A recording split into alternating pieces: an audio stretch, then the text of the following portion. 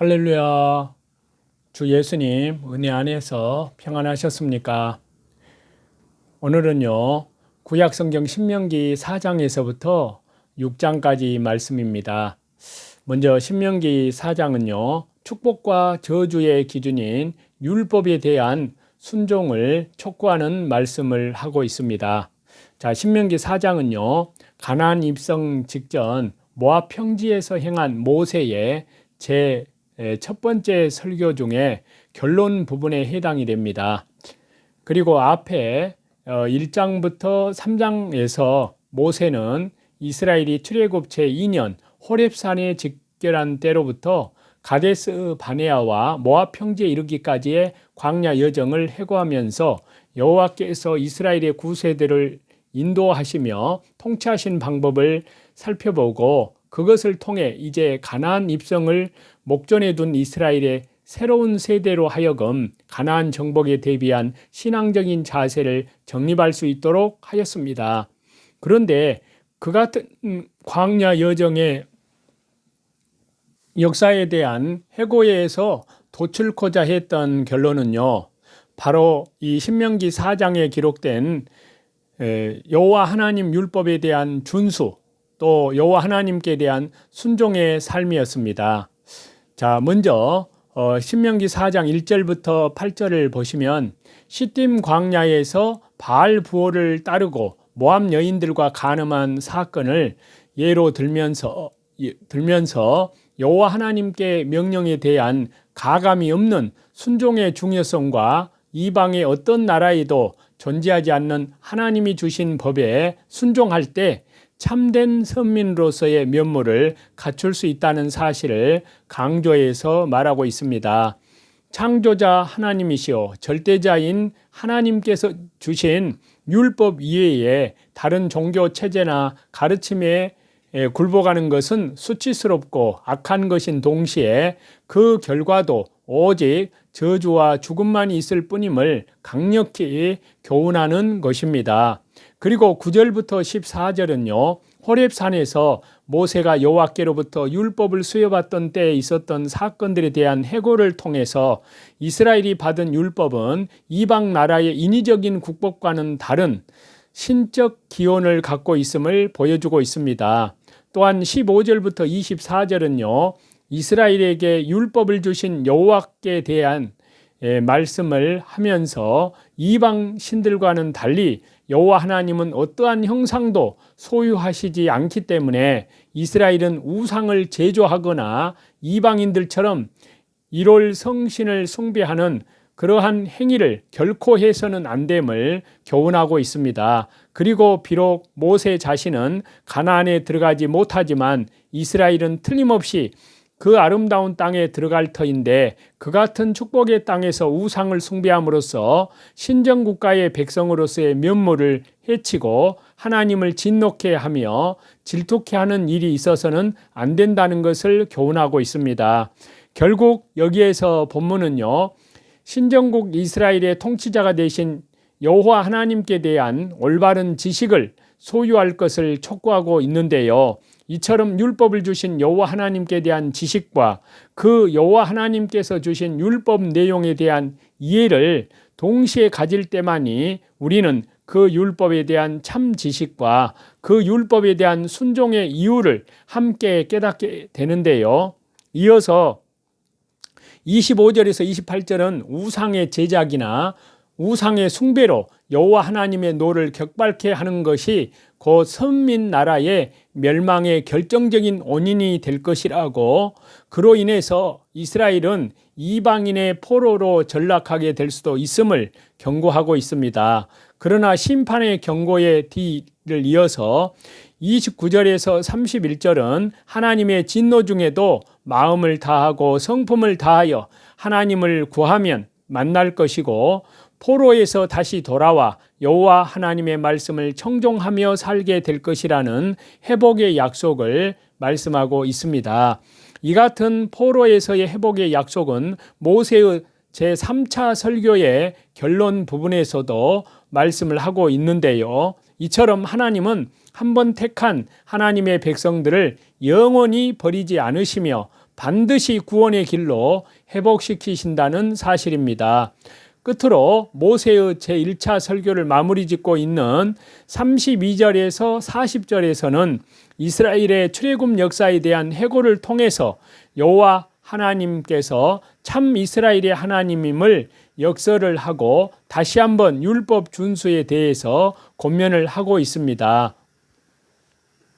41절에서 43절까지는요.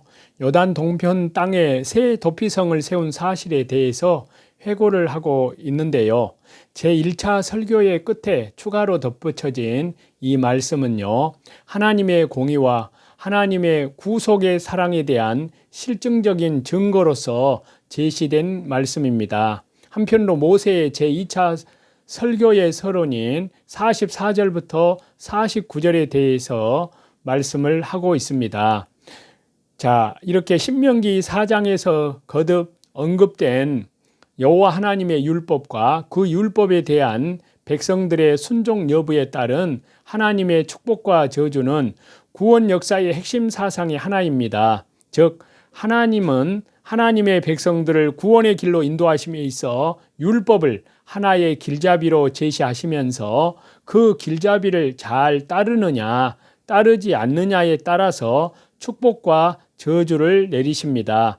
그 길잡이인 율법을 주신 하나님께서는 살아계시며 또한 전 우주의 주권자이시기 때문에 그 율법은 지켜도 그만 안 지켜도 그만인 그런 말뿐인 법이 아니라 그 순종 여부에 따라 영생과 형벌까지 결정되는 것입니다. 한편으로 구원 역사의 시대의 변화에 따라 신약의 성도는 율법까지 포함하여 이것이 더욱 승화된 복음의 교훈까지 주 예수 그리스도의 십자가의 죽으심과 부활을 통해서 그리스도께서 이 율법까지도 완전히 십자가상에서 완성하셨습니다. 그래서 신약의 성도들은 이제 예수 그리스도 은혜 안에서 율법에 완성된 그 나라에서 그 은혜 안에서 주 예수님의 십자가의 보혈, 영원한 속죄와 또 온 세상 죄, 이제 그리스도의 생명의 성령의 법을 따라서 이제 하나님의 성령님의 인도하심 따라 하나님의 은혜 가운데에서 말씀과 기도로 생명의 법의 은혜 안에서 영원한 생명을 누리면서 사는 그리스도의 법을 따라가는 것입니다. 다음은 신명기 5장인데요. 호렙산 언약 체결 해상과 율법의 핵심인 십계명을 요약한 말씀입니다. 자, 신명기 4장 44절부터 신명기 26장까지는 제2차 모세의 고별 설교를 기록한 말씀이라고 할 수 있는데요. 알다시피 모세의 신명기 고별 2차 설교는 그동안 받은 각종 율법의 요약의 강해로 되어 있습니다. 먼저 신명기 4장 말미에서 신명기 5장 6장까지는 2차 설교의 30격에 해당된다 할 수 있습니다. 그 중에 신명기 4장 44절에서 49절은 2차 설교가 주어진 당시의 역사적인 배경을 요약해서 말씀하고 있는데요. 즉 이미 요단 동편 땅을 정복하고 곧 요단 서편의 약속의 땅도 정복할 것을 전제로 한 소망이 찬 상황에서 향후 하나님의 축복을 계속 받기 위한 조건으로서의 율법의 내용을 요약 강해하고 있음을 보이고 있습니다. 그리고 나머지 신명기 5장 1절부터 6절은 2차 설교의 법적 배경의 요약이라고 할 수 있는데요. 즉 그 이하의 요약 강해된 율법은 그냥 갑자기 주어진 것이 아니라 신의 산에서 체결된 언약에 근거한 것이기 때문에요. 응당 순종을 해야 할 의무가 있음을 예시하고 있습니다. 자, 또 한편으로는 2차 설교 본문인 이 말씀은 율법의 세부 내용을 요약 강해하기 전에 먼저 율법의 핵심 내용, 그리고 율법의 목적, 가치, 중요성, 그것에 대한 순종과 불순종의 상반된 결과를 제시하고 전체적인 개관을 다루는 신명기 5장 7절부터 신명기 11장까지의 전반부와 비로소 율법의 세부 내용을 제시하는 후반부인 신명기 12장부터 신명기 26장 19절로 크게 나눕니다. 자, 이렇게 구성된 2차 설교 본론의 첫 단락에서는 모든 율법의 핵심으로서 각종 하위법 위에 있는 헌법이라고 할 수 있는 십계명의 내용이 먼저 요약을 해서 제시가 됩니다. 그 다음으로는 십계명이 다만 말씀으로만 주어진 것이 아니라 두 돌판에 새겨진, 지금도 보관되어 있음이 강조되고 있습니다. 그리고 과거에 십계명이 수여될 때는 물론 그 후에 주어진 각종 율법의 수여 때에도 모세 자신이 하나님과 백성 사이에서 중보자의 역할을 담당하였음이 상세히 기록되어 있는데요. 이것은 죽음을 앞둔 모세가 새삼 명예욕을 채우고자 하는 것이 아닙니다. 다만 이제부터 요약 강해할 율법은 자기가 즉흥적으로 생각한 것이 아니라 그 옛날 하나님께서 주신 율법인데, 자신은 전날 율법 수요 때에도 중보자로 사역을 했기 때문에 지금 강해하는 것도 신적 권위를 갖고 강해함을 밝히기 위해서였습니다. 여기서는요, 우리는 구원 역사적 진리의 한 면을 발견을 하게 되는데요. 먼저 하나님께서는 하나님의 창조 원리에 근거하여서 명확한 생활 지침을 주시는 계시의 하나님, 윤리의 하나님이시라는 사실입니다. 만약 하나님이 존재하시기만 하고 정확한 말씀을 주시지 않는다면 어떻게 될까요? 또 하나님이 인간에게 뚜렷한 근거도 없는 행동을 요구하신다면 어떻게 될까요? 그러나 우리의 하나님은 이처럼 인간에게 명료한 말씀과 명령을 주십니다. 이제 남은 것은 우리의 순종일 뿐입니다. 또한 하나님께서는 하나님의 뜻과 말씀을 각 시대마다 하나님의 종들을 세우셔서 우리에게 설명하시고 가르쳐 주십니다. 그래서 신명기 5장에서 모세가 하나님의 율법을 강의하듯이 오늘날에는 사역자와 목회자들이 성도에게 하나님의 말씀을 전합니다. 그렇기 때문에 어떻게 할지 잘 몰라서 또는 하나님의 명령을 못 들어서 순종하지 못했다는 것은 그저 변명일 뿐이 되는 것입니다. 다음은 신명기 6장인데요. 여기에서는 율법의 목적과 순종의 자세를 촉구하고요. 또 자녀에 대한 율법을 교육할 것을 권면하고 있습니다. 자, 여기 신명기 6장의 말씀을 세부적으로 말씀을 드리면요. 1절부터 3절까지는 이제 신명기 6장 이후부터 신명기 26장까지 이 말씀되고 있는 율법의 목적이 가나안 입성의 1세대와 그 아들과 손자들이 가나안에서 이것을 기준으로 하여 영원히 여호와 하나님을 경외토록 하기 위한 것이고요. 그 결과 여호와 하나님께서 그들의 열조들과 언약하신 축복을 누릴 수 있도록 하기 위한 것임을 밝히고 있습니다. 여기서 우리는 중보자 모세를 통하여 전파되는 율법이 비록 그 문자적인 규정 그대로는 아니라 하더라도 그 원리는 당대뿐만이 아니라 오고 오는 모든 세대에게 우리 주 예수 그리스도 은혜 안에서 이제 신약 시대는 새롭게 해석을 해서 적용될 수 있음을 우리에게 보여주고 있습니다. 또 신명기 6장 4절부터 9절까지는요. 유명한 쇠마의 본문으로서요. 율법의 본질이고 신앙의 대상인 여호와 하나님의 속성에 대한 선포와 함께 얽매임으로서가 아니라 여호와 하나님을 사랑하는 그 사랑으로 전력을 다하여 하나님의 말씀에 순종할 것을 교훈하고 있습니다. 이런 점에서 볼 때요. 여기 본문은 사랑은 율법의 완성이라는 신약의 말씀과 일맥상통합니다. 또 10절에서 15절은요. 이스라엘을 향한 여호와 하나님의 언약적 사랑을 배신함으로써 여호와 하나님을 진노케 하고 질투케 하는 일이 없도록 경계를 하고 있는데요.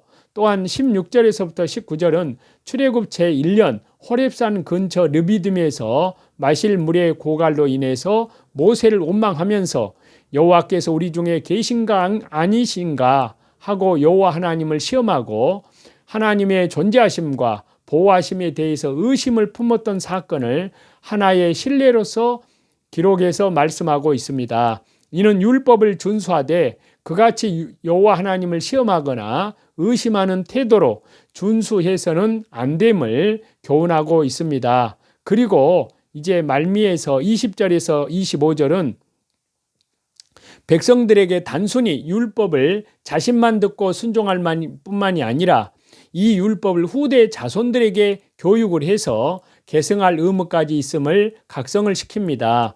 그리고 율법의 교육을 할 때 후손들에게 율법의 본질 및 그 율법을 지켜야만 할 이유로서 하나님의 주권, 하나님께서 베풀어 주신 과거의 사랑, 그리고 하나님의 명령, 이것을 제시해서 가르치라고 말씀하고 있습니다. 결국 이 본문의 말씀 전체를 일관하고 있는 한 가지 주제는요, 여호와 하나님을 경외하고 사랑하는 것이 율법의 가장 핵심이라는 말씀입니다. 사실 구원 역사는 하나님의 백성들을 향한 하나님의 사랑과 하나님의 사랑에 감격하여서 하나님을 경외하는 백성들의 사랑의 순종으로 점철되어 있다고 해도 과언이 아닙니다. 그러나 그러한 사랑은 맹목적이거나 아무 근거도 없는 추상적인 사랑이 아니라 율법이라는 매개체를 통해서 구체적이고도 객관적으로 표현되는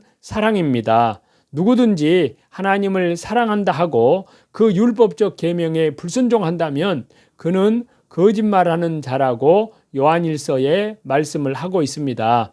하나님께서 독생자 주 예수님 그리스도를 이 땅에 보내신 것은 하나님의 백성들을 향한 사랑의 절정이고요. 동시에 율법의 성취를 통해 우리의 의를 이루신 구체적인 사랑의 표현이 우리 주 예수 그리스도이십니다.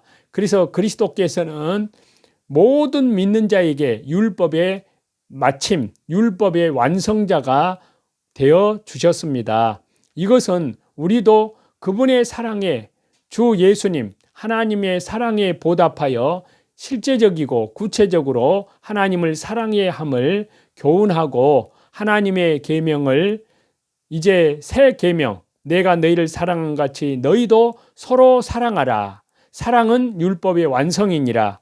그리스도 예수님의 십자가의 죽으심과 부활로 말미암아 율법의 완성, 율법을 다 이루시고 끝내셨습니다. 그래서 신약시대의 성도들은 율법으로 돌아가는 것이 아니라 이제 예수 그리스도 은혜 안에서 새로운 성령의 법, 그리스도의 법, 자유케 하는 그 생명의 성령의 법을 따라서 하나님의 사랑에 우리 주 예수 그리스도의 사랑을 더욱 그 사랑의 크기, 넓이, 깊이를 더욱 깊이 깨달아가는 동시에 그리스도를 아는 그 은혜의 지식에서 더욱 자라가게 하도록 하나님께서 성령님을 통하여 또 말씀과 기도를 통하여 교회 가운데에서 그리스도인들의 신앙생활을 더욱 믿음이 성장해 갈 수 있도록 인도하고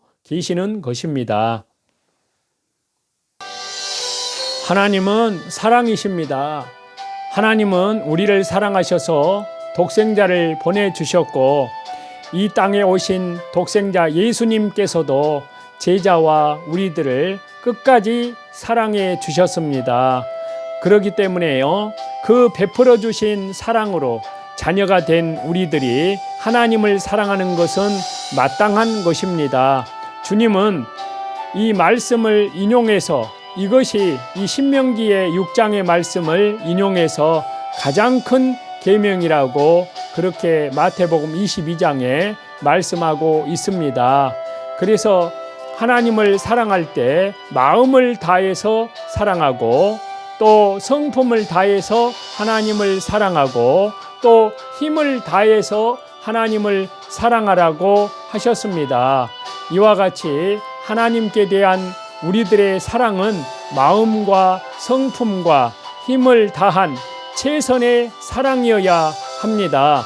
우리의 마음과 삶 전체를 주장하시는 하나님을 우리의 일부분이 아니라 전 부분으로 모든 생의 삶 속에서 하나님을 위로 사랑하고 옆으로는 이웃을 내 몸처럼 사랑하는 가운데 가장 큰 사랑은 바로 이웃을 향한 사랑은 바로 우리 주 예수 그리스도의 생명의 복음, 온 세상죄, 영원한 속죄를 이루시고 완성된 그 생명의 복음을 이뤄진 영혼들에게 이 복음을 성령님의 능력과 권능으로 말씀과 성령으로 거듭나게 하는 생명의 복음을 전해주는 것이 가장 큰 이웃을 내 몸처럼 사랑하는 그 말씀에 순종하는 귀한 그리스도의 생명의 법을 성취하는 법이라고 할 수 있습니다.